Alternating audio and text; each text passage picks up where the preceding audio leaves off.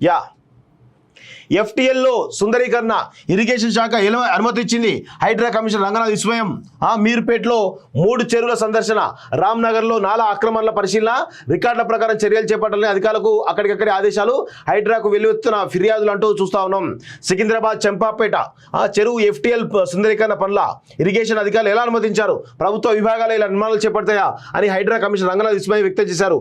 Meerpet corporation పరిధిలోని మంత్రాల చెరువు, పెద్ద చెరువు, జిల్లెలు కూడా ఉన్న చంద చెరువును బుధవారం ఆయన సందర్శించారు. సుందరీకరణ పేరుతో 3 చెరువుల ఎఫ్టీఎల్ పరిధిలో బండ్లు, పాత్వేలు, ల్యాండ్స్కేప్ వంటి చేపట్టడం పై ఇరిగేషన్ శాఖ ఎన్ఓసితోనే ఈ పనులు చేశారా అని అధికారులు ప్రశ్నించారు. రాజకీయ ఒత్తిడితో సుందరీకరణ చేపట్టారని చెరువుల పరిరక్షణ సమితి ప్రతినిధులు, స్థానికులు ఆయన దృష్టికి తీసుకొచ్చారు.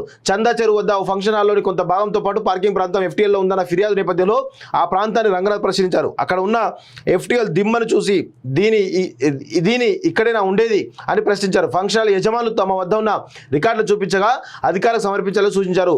మంత్రాల చెరువు, పెద్ద చెరువు, ఎఫ్టీఎల్ ప్రాంతం సైతం కబ్జాకు గురైనట్లు ఆయన గుర్తించారు.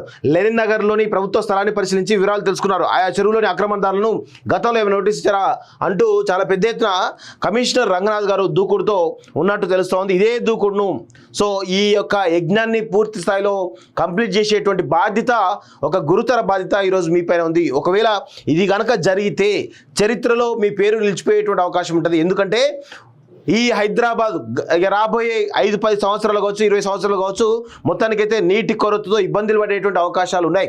ఒకవేళ మీరు ఈ మార్పులో భాగంగా కనుక చేస్తే హైదరాబాద్ ఒక సురక్షితంగా అందరికి కూడా నీళ్ళు వచ్చే విధంగా ఉండేటువంటి అవకాశం అయితే ఉంటుంది. ఆ సందర్భంగా మీరు చరిత్రలో నిలిచిపోయేటువంటి అవకాశాలు చాలా బలంగా ఉన్నాయి.